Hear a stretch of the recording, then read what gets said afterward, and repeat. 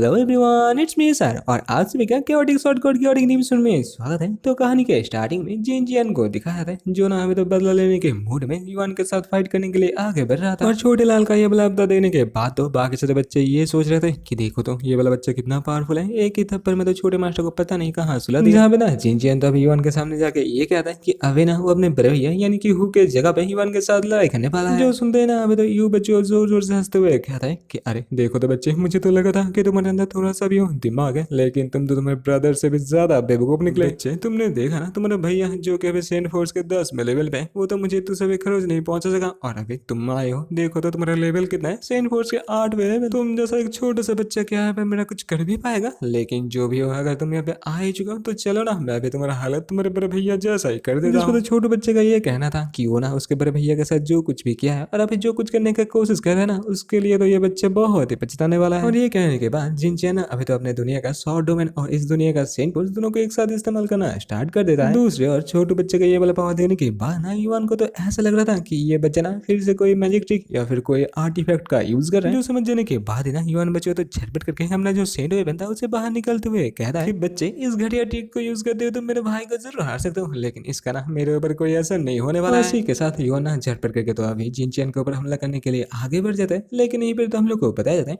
कि जिनचैन के पास अपने पिछले जिंदगी का पावर हो ना हो, उसके पास तो उसका नॉलेज है, यानी कि उसके पास उसका बैटल का एक्सपीरियंस तो है। इसीलिए तो युवान जैसे एक सेड मास्टर के अटैक से बचना छोटू के लिए उतना मुश्किल भी नहीं था, जो तो बहुत ही आसानी के साथ युवान का जो हमला था उससे बचते हुए अभी उल्टा युवान के ऊपर एक जोरदार पंच लगा देता है। और ये वाला पंच खाने के बाद भी तो युवान बच्चों हंसते हुए कहता है कि अरे देखो तो बच्चे, सच्ची में तुम ना बहुत ही बड़े बेवकूफ हो, क्या तुम्हें पता नहीं कि एक सेड मास्टर का चमड़ी लोहे के जैसा सख्त होता है? इसीलिए बच्चे तुम्हारा ये छोटा मोटा पंच ना मेरे ऊपर कोई असर नहीं करने वाला है। और इसी के साथ ना वो तो छोटे के ऊपर दोबारा हमला करना स्टार्ट कर देता है। जिन हमलों से भी ना छोटे बच्चे तो पहले बार की तरह बहुत ही आसानी के साथ डॉज करते हुए ये सोचते हैं कि सच्ची में छोटे बच्चे का पंच इतना घटिया है कि युवान के ऊपर इसका कोई असर ही नहीं हो रहा है। और इन दोनों का लड़ाई देने के बाद ना वो तो चिल्लाते हुए कहते हैं कि छोटे भाई जल्दी करो, यहाँ से भाग जाओ, वैसे भी तुम इसका सामना नहीं कर पाओगे। जो सुनने के बाद तो अभी तो युवा ना और भी गुस्से में आके छोटे के ऊपर हमला करते हुए कहता है क्या हुआ छोटे बच्चे, क्या तुम यहाँ पे भागने का सोच रहे हो? ये देने के बाद भी तो छोटू हंसते हुए कहता है कि अरे बोलना पड़ेगा, सच्ची में ये जो सेंट लेवल का पावर है ना, ये कुछ अलग ही चीज है,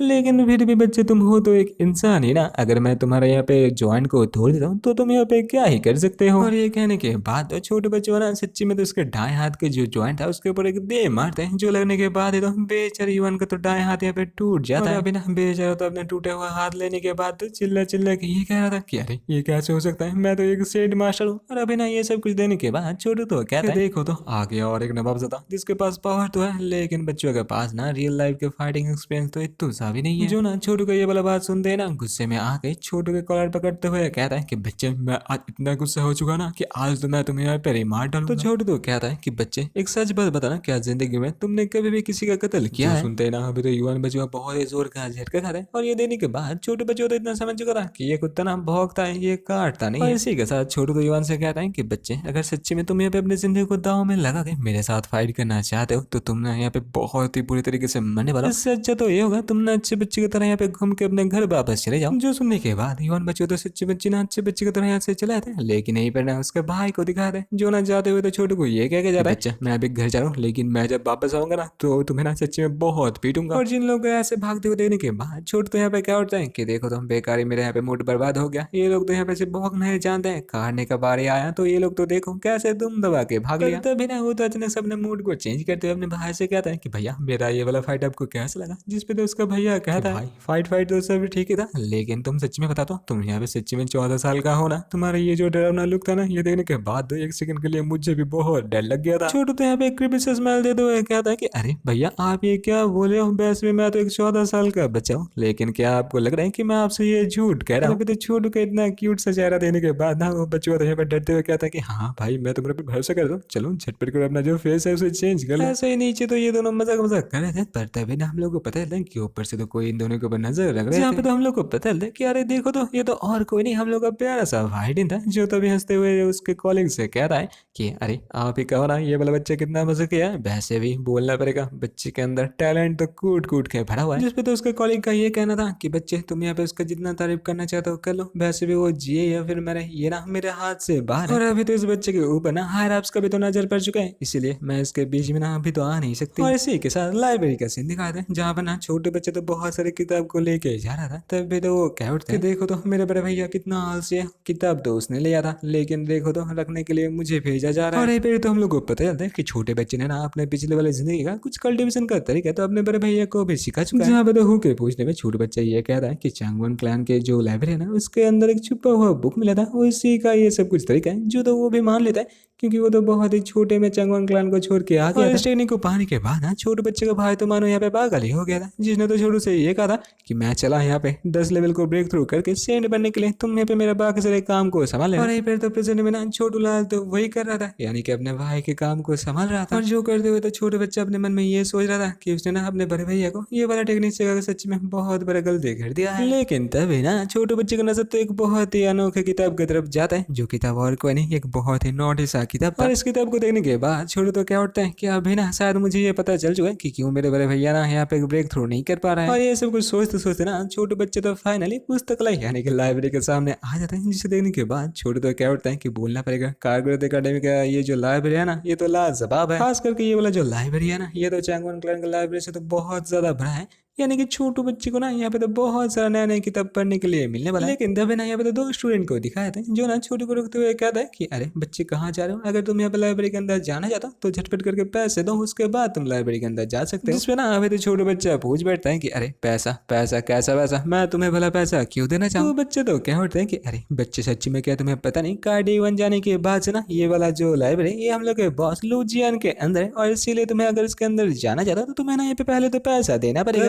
बिना पीछे से तो और एक स्टूडेंट आ जाते हैं, जो आने के बाद ही तो छोटू से कहता है कि अरे बच्चे इसके बाद मत सुनो, वैसे भी ये वाला जो लाइब्रेरी है ना अभी हम लोग के बॉस चैंग के अंदर है, अगर तुम इसके अंदर जाना चाहते हो तो तुम्हें ना मुझे पैसा देना पड़ेगा। और अभी तो इसके बाद सुनने के बाद ना जो पहले वाला स्टूडेंट था वो तो कहता है कि अरे दोस्त हम लोग यहाँ पे क्यों लड़ाई करें, वैसे भी तुम और मैं तो एक ही क्लास से है, तो एक काम करते हैं ना इस छोटे बच्चे से हम लोग यहाँ पे डबल पैसा लेते हैं, तुम्हें भी पैसा मिल जाएगा मुझे भी पैसा मिल जाएगा और हम दोनों यहाँ पे खुश हो जाएंगे। तब बिना फाइनल तो छोटू कहता है कि अरे यहाँ पे क्या मजाक हो रहा है, वैसे भी मैं तुम दोनों को पैसा क्यों देना चाहूँ। जिसपे तो गुस्सा होकर ना अभी तो पहले वाला स्टूडेंट छोटू के हाथ में जितने सारे किताब थे उसे तो फेंक के कहता है कि बच्चे तुम्हारी हिम्मत तो बहुत है, चलो झटपट करके पैसा दो, वरना आज ना हम दोनों ही मिलकर तुम्हें इतना कूटेंगे कि तुम बिना अपने आप को यहाँ पे पहचान ना पाओगे। और अभी तो ये सब कुछ अपने आंखों के सामने देखने के बाद छोटू तो अपने आप से कहता है कि देखो तो मैंने कहा सोचा था कि मैं यहाँ पे शांति से रहूंगा, किसी के सामने मैं अपने पावर को रिलीज नहीं करूंगा, लेकिन तुम लोग ना यहाँ पे मुझे शांति से रहने ही नहीं दे रहे हो। और ये सोचने के बाद तो छोटू बच्चों ना यहाँ पे तो एक एक करके दोनों पार्टी को दम पीट डालता है, और इसी के साथ थोड़ी देर बाद का सीन दिखाया जहाँ पे ना दोनों तरफ के पार्टी तो अभी छोटू के सामने गिड़गिड़ाते हुए कहता है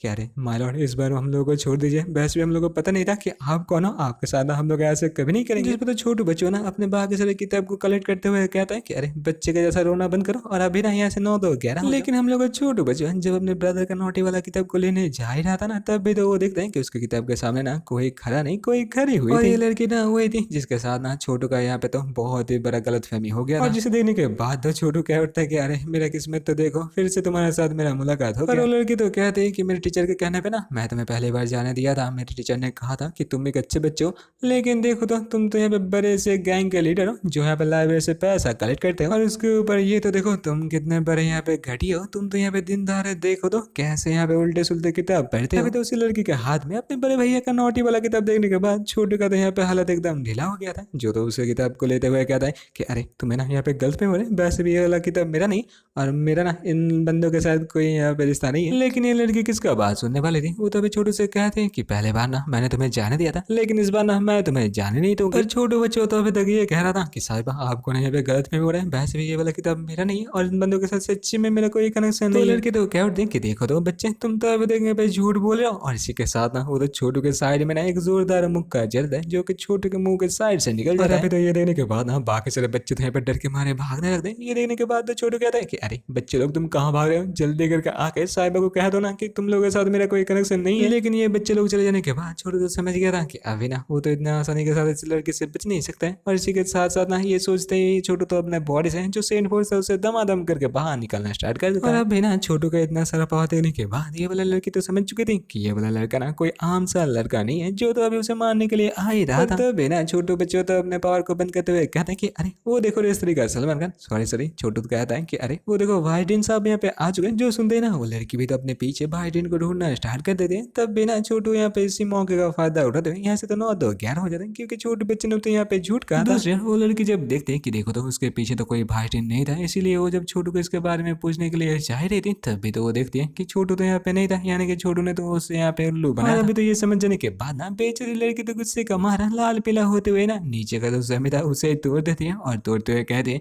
कि बच्चा अगर दोबारा तुम मुझे दिख गया ना तो मैं सच्ची में तुम्हारा हालत यहाँ पे बहुत खस्ता कर दूंगी। और ये सब कुछ ना हम लोग का छोटू तो यहाँ पे डर डर के छुपते छुपाते देख रहा था। तब बिना छोटू के पीछे तो सच्ची मुच्ची वाला भाई आते हुए कह रहा है कि अरे देखो तो छोटू बच्चे तुम तो यहाँ पे बहुत ही अच्छे से छुप सकते हो। और अभी तो अपने सामने सच्ची मुच्ची वाला भाई देखने के बाद छोटू तो सच्ची में बहुत ही जोर का झटका जाते हैं। और इसी के साथ ये वाला एपिसोड होता है खत्म। और अगर आप लोगों को ये वाला एपिसोड अच्छा लगे ना तो लाइक कमेंट और सब्सक्राइब करना ना भूलना। मिलते हैं और एक नए एपिसोड के साथ, तब तक के लिए टाटा बाय बाय और हाँ सयोनारा।